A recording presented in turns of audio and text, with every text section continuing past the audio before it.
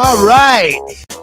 Here we go on another summer Sunday morning in Las Vegas. I'm Brian Feldman, and this is Out of Line. We are here live in the Fox Sports RCG Home Loans studio every Sunday morning at 8 on Fox Sports Radio, 98.9 FM and 1340 AM, flagship of the Vegas Golden Knights, and sister station of Raiders Nation Radio and ESPN Radio Las Vegas. Also here is media, and I shouldn't say he's here, he's remotely joining the show, is our social media director, Spencer the Wiz Ostrovsky. Nobody beats the Wiz. Nobody beats the Wiz. He's earned that theme music, and producer and Vegas Golden Knights Radio Network's locker room reporter, Chris Magnum Chapman.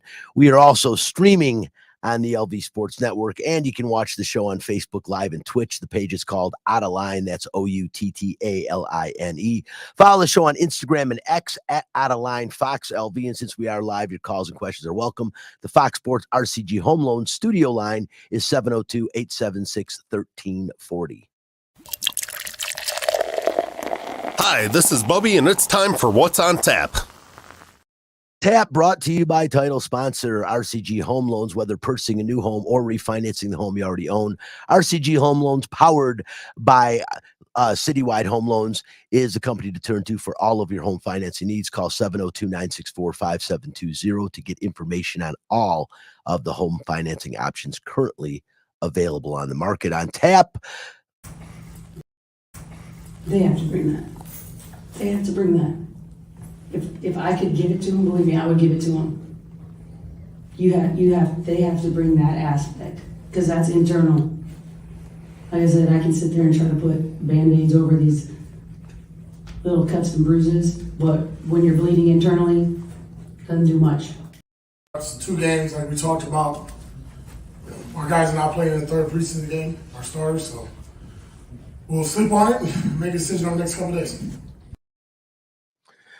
that was coaches Becky Hammond of the Las Vegas Aces talking about yesterday's loss, and Antonio Pierce of the Las Vegas Raiders last night talking about who will be the starting quarterback in week 1 for the Raiders. We'll also give you our thoughts on the Vegas Golden Knights' top future prospects and the upcoming schedule of the Las Vegas Aviators, plus the radio voice of the Las Vegas Aces, TC Martin, and Las Vegas's sports radio's version of Where's Waldo. Chris Wynn will both join the show shortly. That's what's on tap. If you are looking to buy a home or to refinance the home you currently own, contact RCG Home Loans, powered by Citywide Home Loans, today at 702-964-5720 for details on current home financing options. Man, I'm just happy that Sunday's here and I made it through yesterday. I'm not going to go deeply into it, but I'm suffering a little bit of an ailment, and covering the Aces game and then the Las Vegas Raiders preseason game was a challenge, probably the biggest challenge I've ever faced in my sports broadcasting career.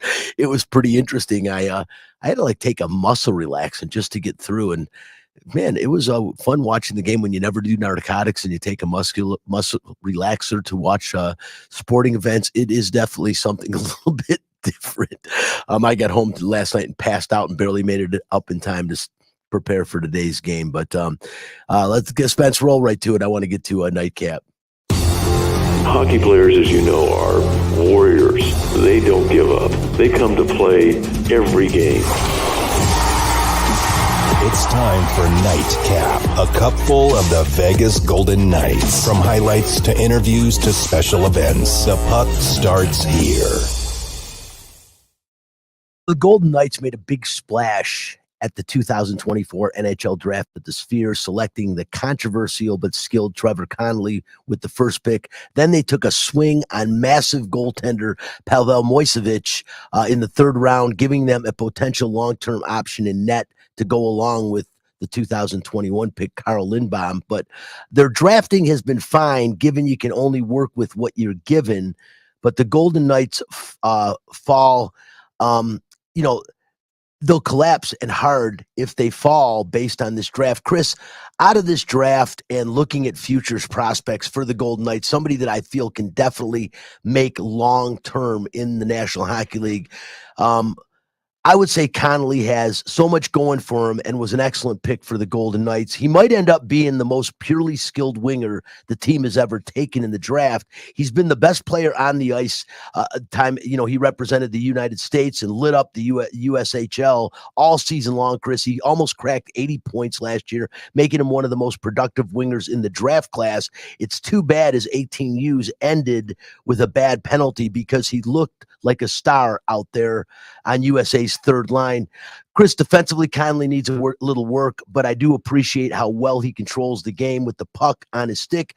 One of my concerns about his play is how little it felt like he utilized the talent around him in Tri-City, but that wasn't as big of an issue when paired alongside with LJ Mooney at the 18 U's. But Chris, I think as far as long-term goes, even better than Brendan Brisson, I think this kid looks like he will be, at worst, a third-line winger in the NHL for some years to come.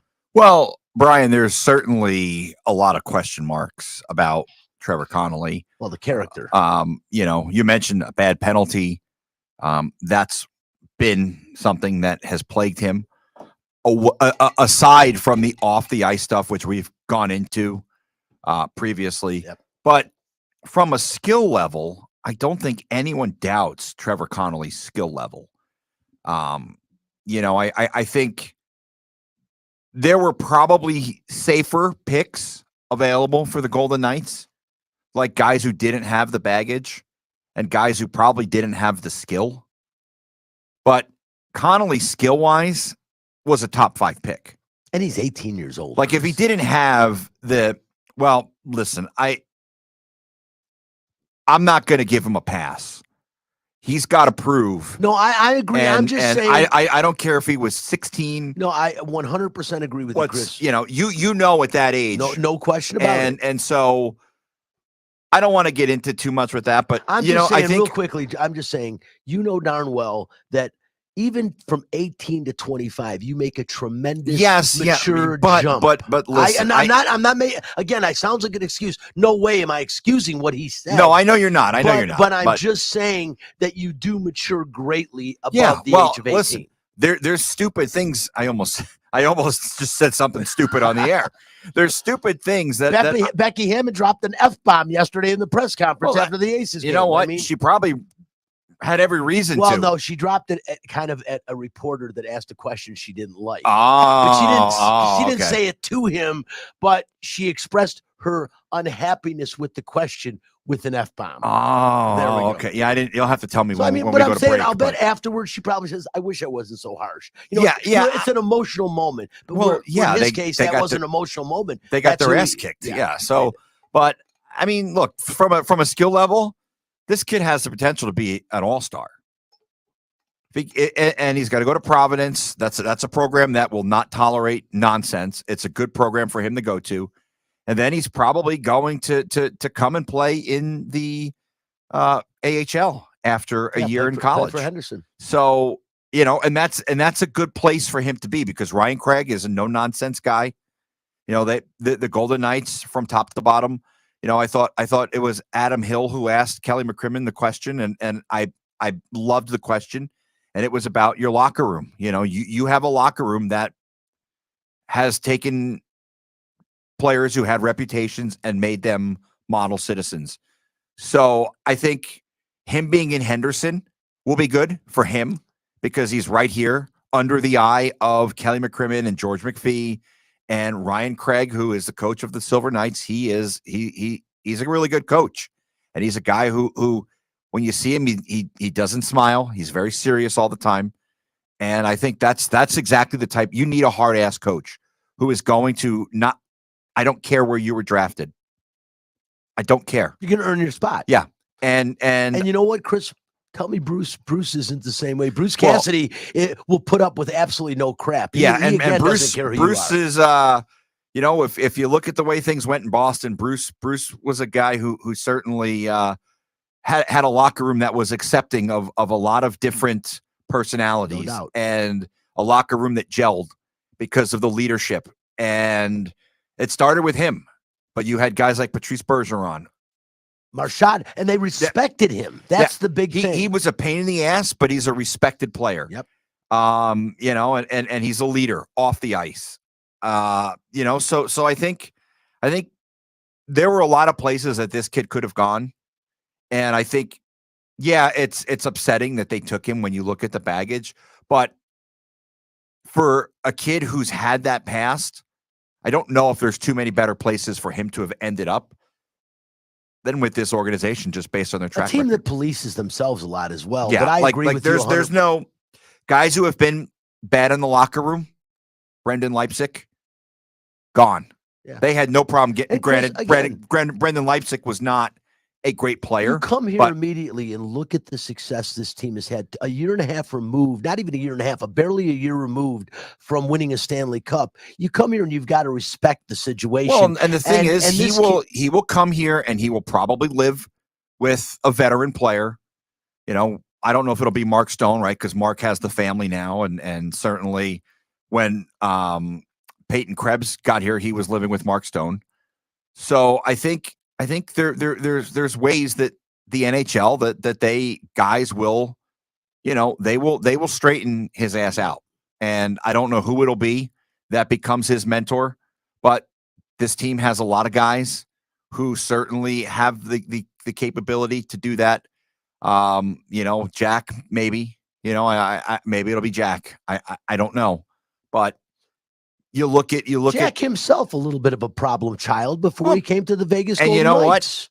what? I think I firmly believe, because I've gotten to know Jack Eichel a little bit, not like personally, but just from covering the guy for 3 years. I think that was all Buffalo media. I really don't believe Jack Eichel was the cause of those problems. I think it was a bad team, poorly run organization, a city that is desperate for just something. And it was a bad situation. And you know what? Jack came here, and I think he was at first, I think he was a little untrusting of the media, but I think he's grown to know that he can trust us, and we certainly trust and we like him.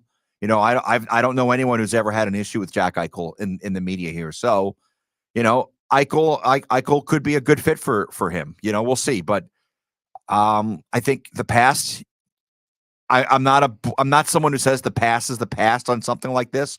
He's got to go out and he's got to prove that it was something that he can put behind him and grow as a person and as a hockey player. And I think if he does that, I think people will be accepting of him. If he doesn't, and he's a knucklehead and he does stupid stuff on and off the ice, he's going to have a really tough time making it, and not just with the Golden Knights, but with any organization. No, I agree. I think that, the bottom line is character is a big thing in the National Hockey League. I look at the other sports and the egos, obviously with the money they've made, the stardom over the past couple of decades, these guys have achieved in every sport has gotten off the hook, and the money is off the hook. But the NHL maintains, to me, the best character of athletes of any of the 4 major sports in the United States. I've always felt that way. I just think that, and I joke about it. I say, because many of them aren't from this country, but they're easier to deal with. As far as media goes, man, they're accommodating, less abrasive. And I know it gets to be a hassle being a professional athlete and dealing with the public, but you know how many people would love to be in their spots and have that issue, have the money situation, the stardom, the fame. So, sometimes it is impossible to deal with NBA players, impossible to deal with NFL players, and same with Major League Baseball. We've covered them all, Chris. They can be difficult, and yet hockey players, in my experience throughout my tenure in sports broadcasting, have always been the easiest and most pleasant to deal with. Of all of them, even down to their coaches, they seem to be the easiest to deal with. And that is a lot of the fact that it's a more international sport than any of the other 3 majors as far as where players come from. And they really do police themselves. They want to represent themselves well. And I think part of it is they're representing their country to a degree when they're playing in the National Hockey League, and they don't want to make a fool of themselves and kind of disgrace themselves to their country. Yeah, I mean, there's obviously a lot of guys from Northern Europe, Scandinavia. There's I believe 1 Norwegian player. There's multiple, obviously, Finns and Danes and Swedes.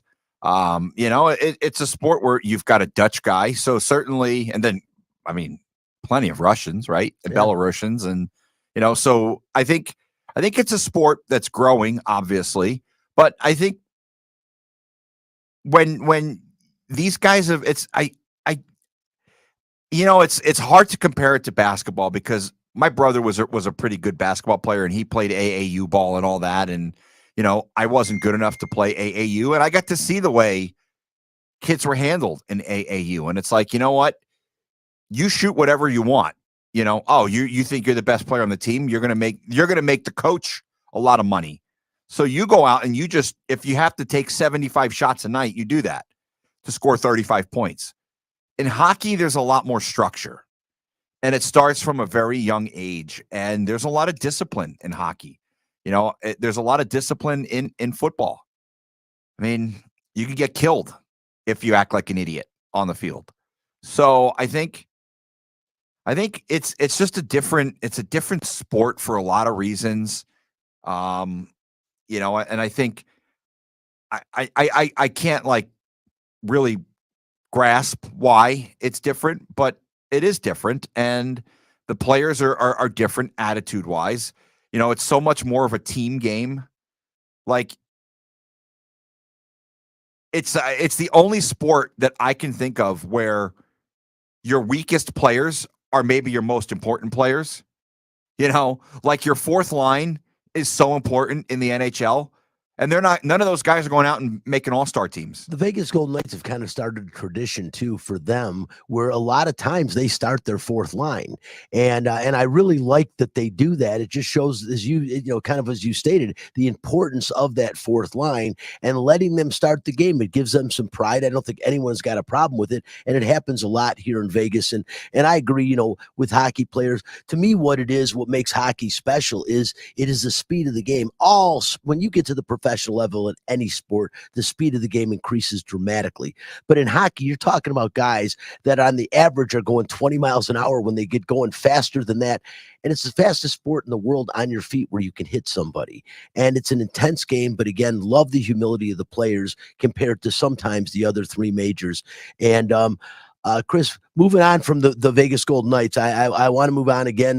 Talked a lot about them and will as time goes on. But the two sports right now that are happening, and Vegas has pros in both of them, the WNBA back-to-back WNBA champion, Las Vegas Aces, 4 of them donning gold medals, a couple of them gold medals, I should say more than a couple of them, all 4 of them donning gold medals from the last Olympics, just playing in a different game.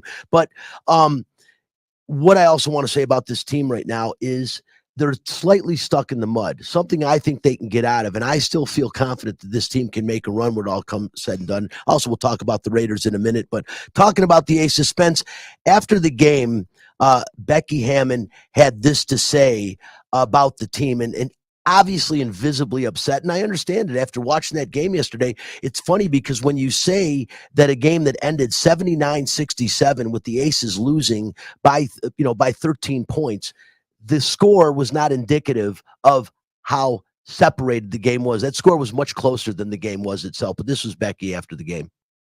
Really, just a disappointing effort, and I continue to harp on it. It looks different when they play together. Playing the right way isn't optional. It's not based on whether this person can make a shot or not. It is based on what the defense is doing, and the ball was late. We had multiple people go just freaking rogue. And it looks incredibly selfish because it is.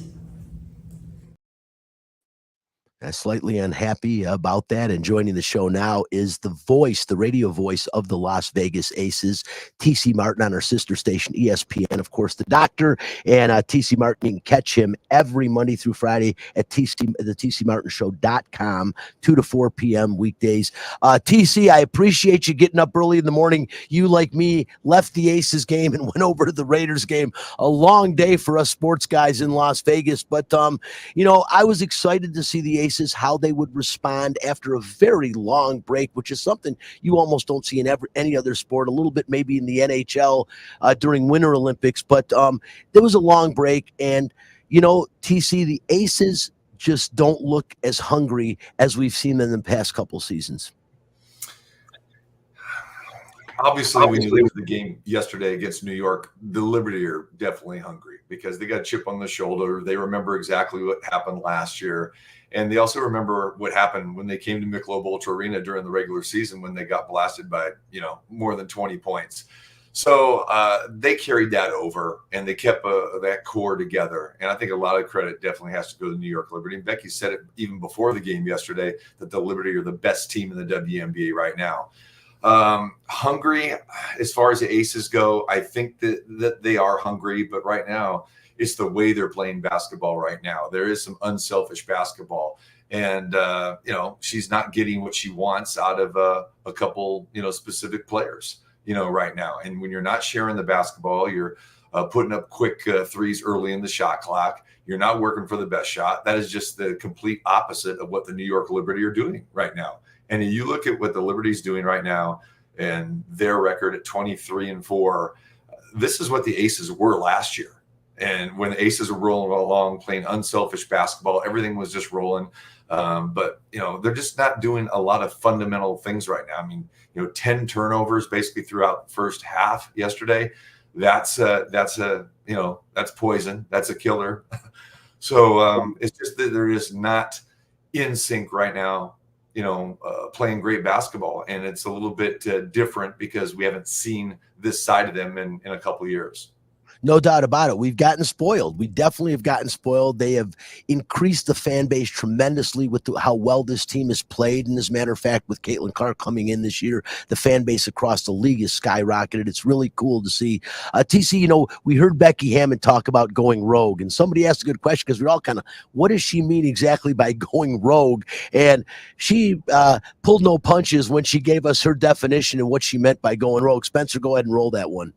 Going rogue is I just hang on to it and dribble in place for 20 dribbles. That's not how we play. And we're not going anywhere with that. And it was multiple people just dribbling and us standing, staring at that person dribble in place. That was an ugly game. Sorry for the TV audience. Apologizing to the TV audience, and one thing I'll never do in front of Becky Hammond is dribble after hearing that. But TC, you can see how upset she was. And another thing she was upset about, and something I definitely noticed during that game, and you and I spoke about it briefly. Chris Wynn, who's going to be joining as well in a second, also spoke about it during the game. I'm watching it, and I'm like, the thing that's killing them right now is defense. Defense wins championship. This team has proved in the past they can play lockdown defense when they're on their game. But yesterday, both teams chucked it up from the rafters 31 times, 31 3-point attempts on both sides. The Liberty had 8, the Aces had 9, but it wasn't indicative of how those shots were. The Aces shots, most of the ones they were taking were contested. You can see them missing a lot of them. If the Liberty are hitting any of their open shots, and I'll say a third of the wide open looks they had from the perimeter, this is a 25-point blowout. And when I said 13 points wasn't indicative of how widespread this game was, it just wasn't. We know the Aces are better than this. This isn't a bash session on them by any means. We expect more because we've seen so much more that they have to give. And again, I'm going to say this and shout it to the rafters. This team still has the ability to three-peat. Don't think by any means they can't do that. They can, but they need to turn things around, and they need to get that fire and tenacity of their coach and that Asia Wilson brings to this team and brings in general to the WNBA. Well, I love what Becky said because she's spot on. It's just like what we were talking about before about players going rogue and early shots in the shot clock, threes, dribbling around uncontrollably, and that's not part of the offense. And then a player dribbling, getting to the paint, leaving their feet. Oh, my shot's not there. Oh, now I got to pass it out. Now I just got to throw it wherever, and that results in the turnovers. So I mean that's where the problem is right now. There is no fluidity in the offense. You look at the 3-point shooting. The Aces came out and hit 6 of their first 7 threes yesterday. After that, 3 for their next 24.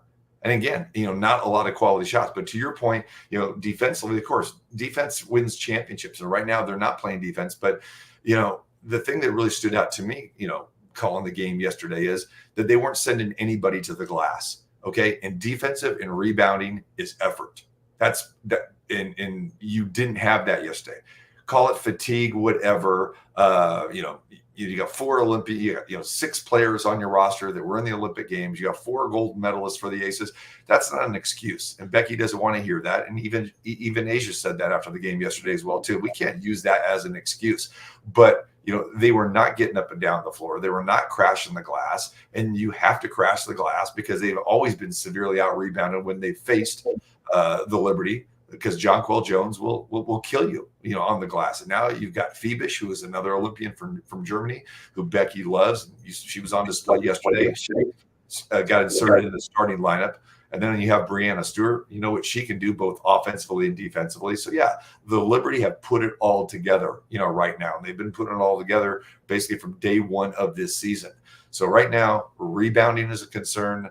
The attention to detail, defense, not taking care of the basketball. Those are all things that the Aces aren't doing, but they're all correctable, to your point as well, too. So don't be surprised. They're not going to have the top seed. They may not even have the number 2 seed when it's all said and done. But the bottom line is they're going to be in the dance, and it's going to be hard to beat them if they stay healthy 3 times in a championship series. So that's why they are still the betting favorite. But right now, there's no question the Liberty are playing the best basketball, maybe Connecticut number 2. And the Aces right behind them. Yeah, and a game like this, to me, can pay dividends if you allow it to.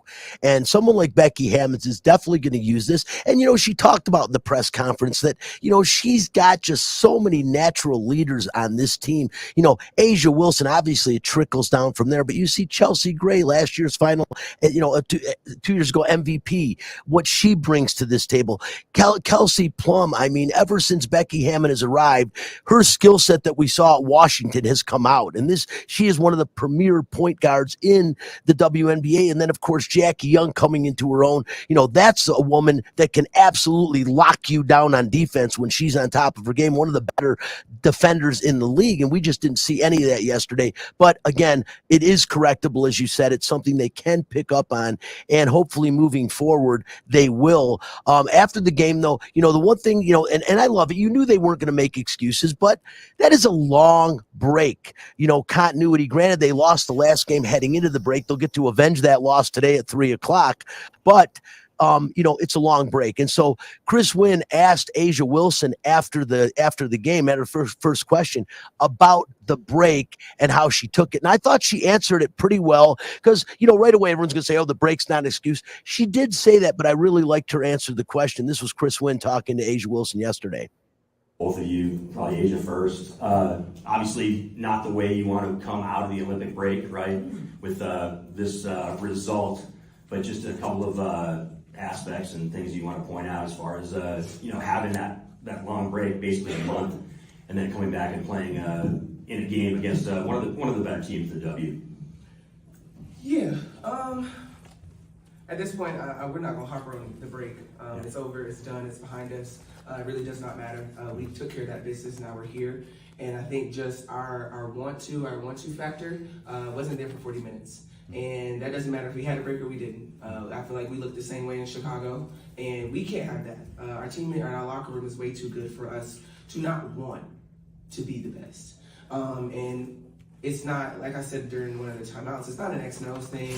It's not cardio. It's inside. And we have to get that back by any means necessary because, there's a lot of good teams in this league, and we are one of them. So we have to continue to show that we are one of them. And I think just for us, it's a mindset, and it's on me as well. I'm going to come in with a more and more focused mindset to hold my teammates accountable and to want it. Just that's all we need is to want, and then the rest is easy. So hopefully we can gain that back tomorrow. As far as on the court and when she plays the game, I don't know that I like many athletes better than Asia Wilson. She just has a fire in her, and she is as good of a natural leader, men's, women, any sport you're going to look at. She is just a natural leader and such a great person to be the face and to represent the WNBA. And I argue with some people, Brianna Stewart, some other people, to me, and again, I don't think it's being biased, is the face of the WNBA and a perfect one for it. And you can see how perturbed she is. She's looking to find it within herself as well. And C. Wynn's joining the show. I think he's on here as well. You're welcome to come on in, C. Wynn. But she is, really the epitome of what you want when you look for what somebody that's a captain or a leader of your team. Of course, joined by the doctor himself, TC Martin, and check him out every Monday through Friday, 2 to 4 p.m. on tcmartinshow.com and see when the Waldo of sports broadcasting. I mean, you can't go a week if you just flipping through the stations. You're liable to run into C Win at any time. He's all over the place, and appreciate you popping in as well, C Win. We were talking last night about the perimeter defense over and over again. It was really hard for me to watch at times, only because the looks were so wide open. And when you've got players with the ability of a Sabrina Ionescu and Brianna Stewart that have this incredible all around and especially perimeter game, you cannot collapse on the inside and just forget about the perimeter, especially against a team like the Liberty, as TC has alluded to, is one of the hungriest teams in all of sports right now. They feel this is their year. Nobody wants, outside of Las Vegas, the Aces to three-peat, and New York's going to do everything in their power to make sure this doesn't happen. This all has to change up, Chris, and you saw it as well. That perimeter defense was, for lack of a better term, garbage yesterday. No question, Brian. It's good to join you, of course, TC, as well as Mags on this Sunday. Make no mistake about it. I echo a lot of your sentiment that you expressed with regard to A'ja Wilson. Not only is she the face of the WNBA, quite frankly, yes, I love Stewie. I love a lot of these players in the W, but she's the best player in the world. A'ja Wilson is, and she's proven that. Her pedigree is solid. But getting back to what TC was talking about with respect to, the first quarter yesterday, right? And then the second, third, and fourth quarter, Kelsey Plum was a perfect example, right? Kelsey, 4 for 4 in the first quarter, was just absolutely lighting it up. And then, second, third, and fourth quarter, as Becky pointed out in the press conference after the game, she wasn't talking specifically about Kelsey Plum, but she was talking about her team. It was just not the same story, right, that we saw, particularly from an offensive standpoint. Yeah, I echo what you said, Brian, when it comes to perimeter defense. But once again, Becky pointed out in the post-game press conference, right, this was a strange game from a numbers standpoint, right, where it wasn't so much that New York had all these gaudy stats that were better than Vegas. It was just a scenario in which, A'ja, Becky, as well as Chelsea pointed out post-game, where they didn't have that get-up, right? You didn't have the kick in the backside, whatever you want to call it. And Becky also called it flat out. She said, look, they just wanted it more than us. They played harder than we did in this basketball game. So, look, at the end of the day, do you want to read too much into the first game back after such a long break? I don't think so. And they'll get a chance to kind of right that ship today against an LA Sparks team, obviously missing, Cameron Brink for the season. We'll see how that all goes down. But, there's certainly room to have concerns about certain things. They need to tighten some things up. But I still, when you see them sitting there, in the top 5 of the WNBA from a record standpoint and kind of they're not in the driver's seat, as TC pointed out, to be a first or second seed. They're still very much in the mix, and they're going to be heard from, let's put it that way, as the 2-time defending WNBA champions. Yeah, TC, and Chris, really well stated. I agree, and what TC was alluding to as well. Nobody wants to. They're that team. There's always that team that finishes with a 5 or a 6 seed that nobody wants to play. I believe in last year's playoff, the Vegas Golden Knights were that team. Getting the last spot in the Western Conference, and nobody wanted to play them. I don't think anyone wants to see the Aces in the first round of the WNBA playoffs. They're a team they don't want to see, TC. And I'm going to ask both of you in a second what you feel this team needs to do to get back that fire. But beforehand, TC and Chris, the Olympics, we talked a little bit about that very briefly, but this team, the women national team has now won 8 straight Olympics. You've had people like Diana Taurasi that's played in so many, I think 5 times now. It's crazy. But, a couple of aces have played in last Olympics. You had Kelsey Plum and Jackie Young both get to play in the 3-on-3 game. So they all had Olympic experience. This year they get to move up and play on the national team. It was incredible. And Chelsea Gray, after the game, talked about it, how cool it was this time as opposed to last time, because last time it was during the pandemic. This time they've got to bring their families. That's what Chelsea Gray had to say after the game. Amazing, man. We had the opportunity to go to Tokyo and blessed with that opportunity, but it was just different having our family there and then having the gold, I guess, babies their teeth and you know exactly what to do with the golden bite it. So it was fun. It was nice. I had a great time with them, but also to do it with the other three, like to be able to hold up that gold medal with them, it meant everything for me as well. Yeah, it's really cool. TC, you get to be around these players a lot. The girls, you know them personally. How much did this mean to them for not just to go to the Olympics and win another gold medal, but for the four of them to get to play together? No, they were looking forward to this, so much. And again, they've been through it before. All four of them got gold medals last year, even though that, KP and Jackie were in the 3-on-3. They experienced that before, but to experience it with the 5-on-5, it was ultra special as those four got to basically do everything together. But, I love this team. I love the way that the USA Basketball has constructed this team because they've done it totally differently than the men's side.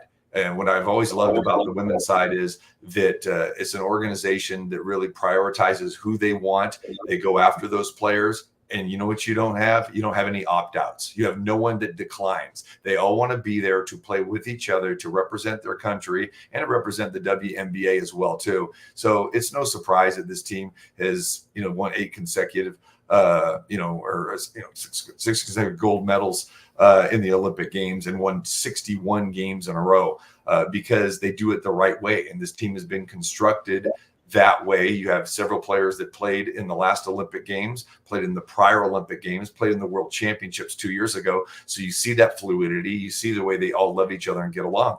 I got a chance to talk with Breanna Stewart yesterday, another one of my favorite players, and Sabrina Ionescu.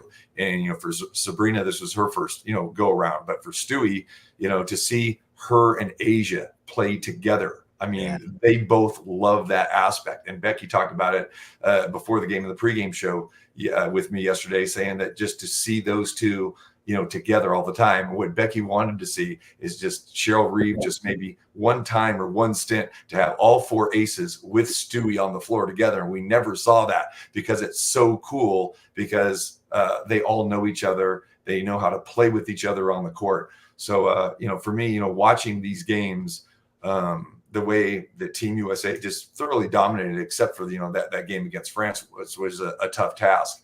Just goes to show you how bad that these players wanted this, how well that they do gel together, how much they care for each other, how important it is for them, more importantly, to play together and win gold together. I agree 100%. And it was pretty cool to see France step up in both the men's and women's basketball and make it to the finals in both, man, to be the host country and do that.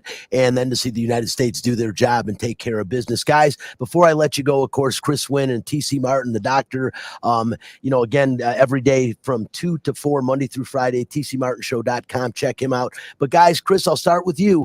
What, in your opinion, does it take for the Las Vegas Aces to turn this around and make another run at a third consecutive WNBA championship?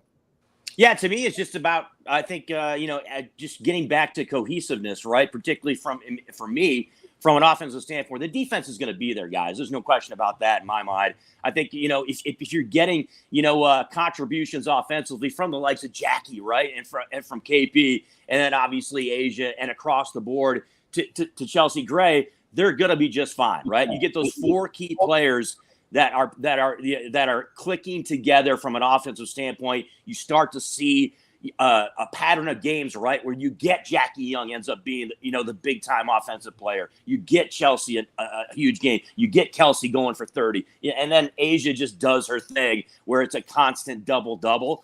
I think everything else is going to fall into place. I pretty much coincide with what TC thinks about this. I mean, they may be, from a record standpoint, just in the top 5 in the WNBA when the regular season ends for this team, but they're still, to kind of piggyback behind what you said, they're still absolutely the threat, and they are a team that is going to be right there in the mix when it's all said and done to win a unprecedented third straight WNBA championship. And it's look, they're the champions right now. They're at the top of the mountain, and everybody else has got to beat them. And obviously, there's a lot of positivity if you're a New York Liberty fan out there and you're a fan of some of these other teams like the Connecticut Sun. But it's the Las Vegas Aces right now. They're the 2-time defending champions, and they are at the top of the mountain until you knock them off.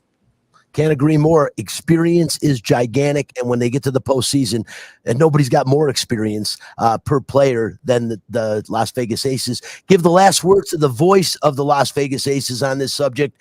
TC Martin, what do you think? What's it going to take? And Chris, a lot of great points. TC, what do you think it's going to take to get this team back to the pinnacle of the WNBA? Yeah, this team just has to stay healthy. And again, a lot of times everyone just puts a lot of emphasis on what they've seen lately, and what you see in one game. Hey, the Aces, remember, I mean, they got beat by 38 points by the New York Liberty last year. They still came back, and they got blown out every time they went to the Barclays Center, but they had the fire in them to come back and win that game 4 the way they did, without Chelsea Gray, Kia Stokes, basically with 7 healthy players. So the Aces may sit in the 5 spot right now, but they are not going to be a 5 seed. When it's all said and done, they will probably be the 2 seed or the 3 seed. And they got a couple games coming up here against Minnesota, who is a team that is maybe playing a little bit over their head right now. And the Aces need to win those games, and they will. And they will. Yes, remember, guys, this team, when Chelsea Gray came back, they won 8 out of 9 games before the break. And then they had the hiccup against the Chicago Sky. All right. So going into yesterday's game, they had won 8 out of their last 10. So let's don't forget about that. So, the schedule makers will be a little bit more friendly to them. Again, they're going to play the Sparks today, who are undermanned, and you're going to have those games. But when it's all said and done, it's going to come down to the Aces and the Liberty again, no matter where the seeds are. But the Aces will be at the top of the heap. And again, I firmly believe that it's going to be those 2 teams, battling. And, the Liberty will probably have the home court advantage. But again, if both teams stay relatively healthy, we are going to have one heck of a series. And the better team that stays the course is going to be champions this year. And the Aces do have that shot to do it again. Well said. And I'm just going to simply say this. When it's all said and done, we're able to quote the late, great Dennis Green. They are who we thought they were. The Aces win their 3rd consecutive WNBA championship. Guys, I really appreciate you joining the show. TC Martin, voice of the Las Vegas Aces and host of the TC Martin Show. And of course, the Waldo of sports broadcasting, Chris Wynn. Always appreciate talking to you guys. And I'm sure we'll be in touch soon, guys. Thanks so much. Have a good weekend, guys. All right, guys. Thanks.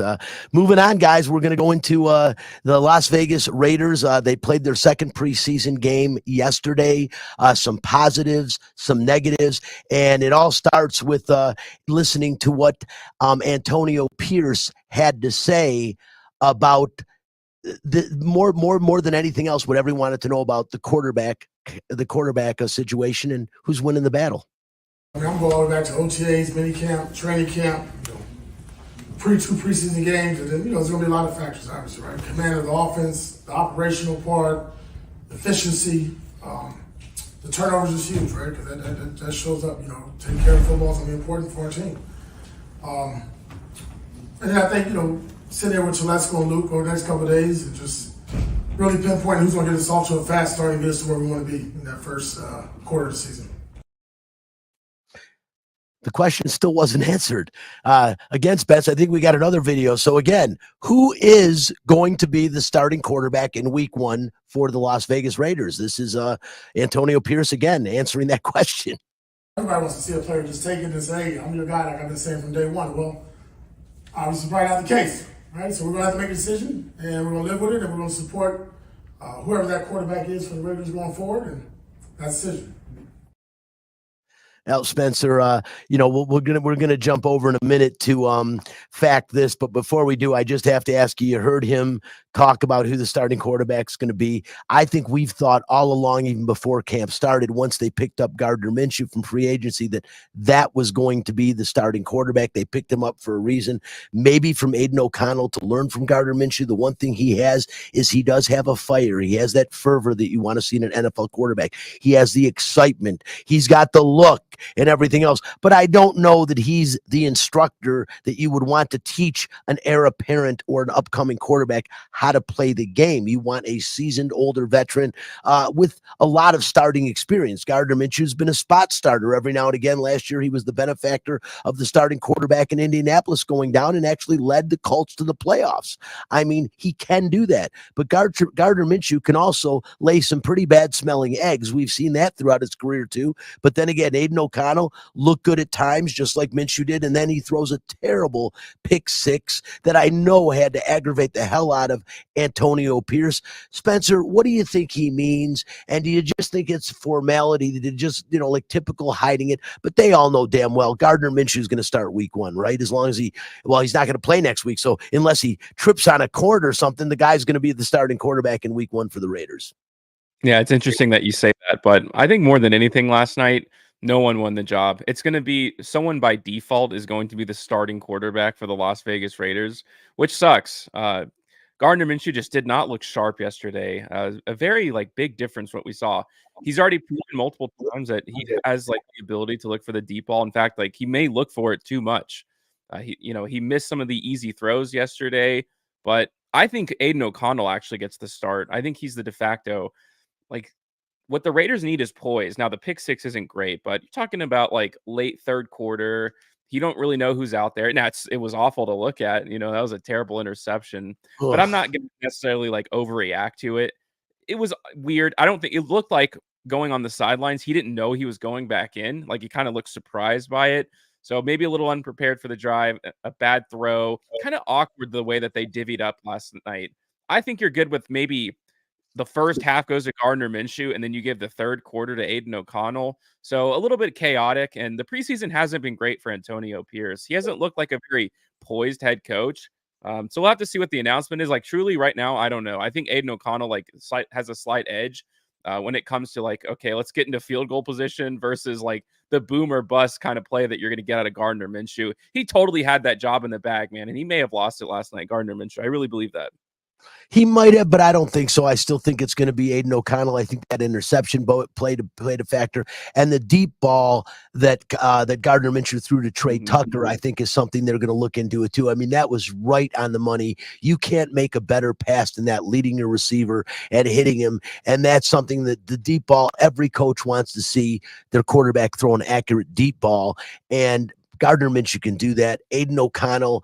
I still think maybe the rookie mistakes, maybe there's something, the second year. I mean, he's the rookie, not a rookie anymore, but mistakes that maybe will eventually minimize them. I just don't know, but I agree with you. And if you could see right now, I'm going to pan down a bit on my screen. You see the jersey I'm wearing? Spencer, that is number 16. That's the last quarterback that led the Raiders to a Super Bowl before you were born. He led them to 2, as a matter of fact. That is the man they named Cinderella, Jim Plunkett. And I'm wearing it because the Raiders need a quarterback. We definitely learned that last night above all else. Yeah. Trey Tucker, to me, one of the bright spots in the game. Spencer, you didn't see their number 1 draft pick, but what I understand from Bowers is he hurt his foot. He's got a slight foot injury that he hurt in practice. Antonio Pierce addressed it after the game. I don't think it's anything they're expecting to be lingering or long-term, but that's why we didn't get to see him. But I think we're very happy with the receiver and tight end position as far as the skill set goes. Running back is still a question mark, as is the quarterback position, and they're going to have to pan that out as the season goes on. Spencer, I said earlier one of the best bets on the board, and I couldn't believe I said this, was the over-under on the Raiders at 5.5 games. Last night, I curtailed that a bit. I was saying I could see them winning 8, maybe 9 games this year. Now I'm looking at 5 or 6, and now that over-under doesn't sound as lucrative. What do you think the Raiders do this season? Yeah, no, I wouldn't take it that far. Again, it's preseason. Aiden O'Connell's throwing into Thomas Bryant, just a very backup tight end that may make the roster. I think 5.5 is really disrespectful. I think it's crazy that the Chargers have a 9-win total, and I think their roster is much worse. And then you compare it to a very talented Raiders team who won 8 games last year. The quarterback play quite literally cannot be any worse than it was last year.